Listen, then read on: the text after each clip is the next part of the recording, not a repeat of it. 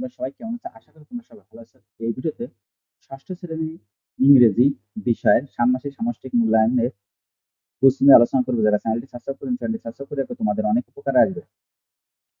Suppose you are a member of the reading club at your school. You open meet your classmates to read and discuss books, magazines, newspapers, etc. You and your classmates have just finished reading a newspaper article on living green. You are inspired and have decided to start a green movement. For that, you have to complete the following steps. মনে করো তুমি তোমার বিদ্যালয়ের পাঠ চক্রের সদস্য। তুমি প্রায় তোমার সহপাঠীর সাথে বই, ম্যাগাজিন, সংবাদপত্র ইত্যাদি পাঠ এবং আলোচনা করার জন্য দেখা করো। তুমি তোমার সহপাঠী লিভিং গ্রিন নামে একটি সংবাদপত্রের নিবন্ধ পড়া শেষ করেছে। এটা পড়ে তুমি অনুপ্রাণিত হয়েছে এবং তোমার এলাকা সবুজ রাখার সিদ্ধান্ত নিয়েছো। তা করতে হলে তোমাকে নিচের কাজগুলো সম্পন্ন করতে হবে। তারপর ট্যাক্স এক আছে, gate into group of your four and discuss what you may do to keep your community green.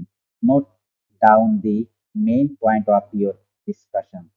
৪ জনের দল গঠন করে তোমার এলাকায় সবুজ রাখতে কি করতে পারো তা নিয়ে আলোচনা করো। আলোচনার মূল বিষয়গুলো নোট রাখো। Task ২, for your better understanding, another important article on going green is giving. Here now read the article individually and complete the following activity. ভালোভাবে বোঝার জন্য গোয়িং গ্রিন নামে আরেকটি গুরুত্বপূর্ণ নিবন্ধ এখানে দেওয়া হলো। এখন এককভাবে নিবন্ধটি পড়ো এবং নিম্নলিখিত কাজটি করো। গোয়িং গ্রিন তুমি এটা করবে। তারপরে ট্যাক্স ৩ আছে, ট্যাক্স ৩ এর ভিতরে এ আছে, বি আছে। তার এর ভিতরে দেখো in your writing you should include the flowing.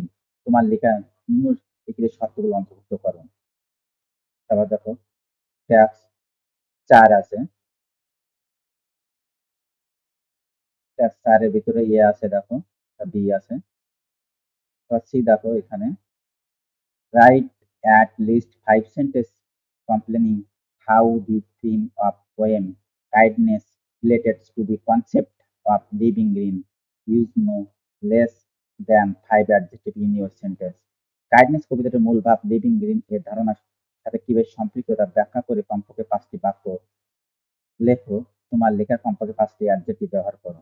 আশা করি তোমরা বুঝতে পেরেছো।